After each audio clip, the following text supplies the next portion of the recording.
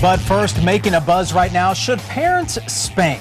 The question is a point of discussion on a new CNN.com article. The article quotes researchers who found that physical punishment was linked to increased chances of mood disorders, anxiety, substance abuse, and personality disorders. The American Academy of Pediatrics has discouraged spanking for that reason. 32 countries, not including the United States or Canada, have outlawed the practice. What do you think? Is spanking a legitimate punishment for certain behavior? When is it appropriate, or should it never be done?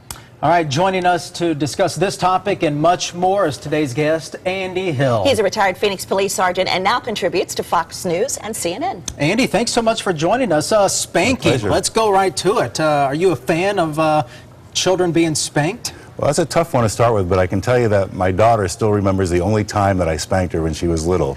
So I know it does make an impression. I think you just have to, each child one at a time, you know, you try a number of things. I think as a last resort for creating a parameter or for, you know, responding to a behavior, I think it's okay, done very moderately. I think there's a difference between spanking and beating your child. I think there's a total difference there. And I want to call it more training, perhaps, than punishing. I think it's our obligation as parents to set limits, to make sure your kids abide by those limits so they can be better adults in society later.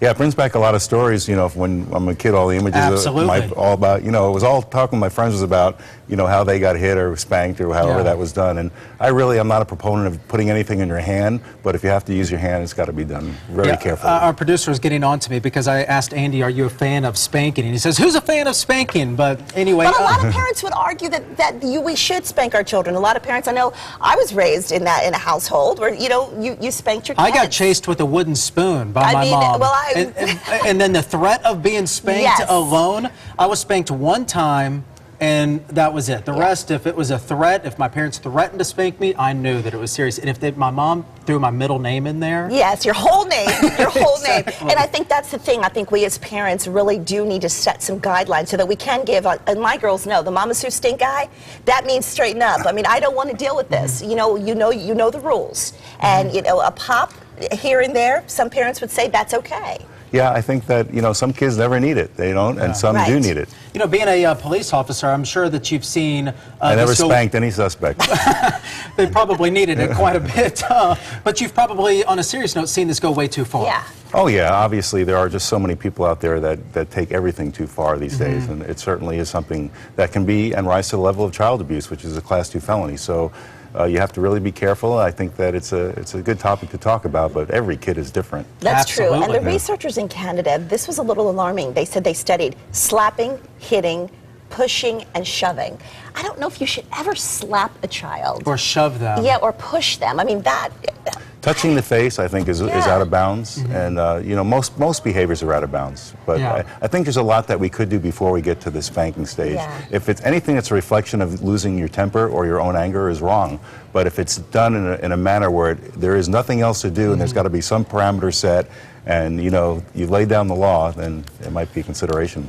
I don't know, certainly a good debate here. Now, I know it's generating a lot of comments on our Facebook page. So let's start off with some of those. I think Kamala is our first one. And Kamala says, I was spanked and so were my children. But if I had to do it all over again, I wouldn't spank. My children are all responsible adults. I don't really think the spanking had anything to do with it. Brenda Doucette says, a good swat on the butt gets their attention when all else fails. Talk is really cheap. Actions speak louder. Who are these fools that come up with these studies? Chris Hawkins sounding off, saying children definitely need consequences to their actions, but they don't need to be spanked. Saying no and meaning it would work wonders. Actually, spending time with your kid would do even more. I see so many parents yell consequences for actions, then 2 minutes later absolve the child of these same consequences. This is the problem. Danielle Snelling, Bruce, it is a short-term fix to a long-term problem and should never be used. But discipline should be. I still have to hang on to that. Yeah, discipline, but absolutely. You know, there's a point where you have to let parents be parents. And I love the comment about spending more time with your kid. I think that would alleviate a lot of things about how to discipline your child, because the more time you spend with them, the more love there is, the less issues I think you're going to have. Yeah, we're going to roll on. We want to get to some other topics. Keep that debate going on our Facebook.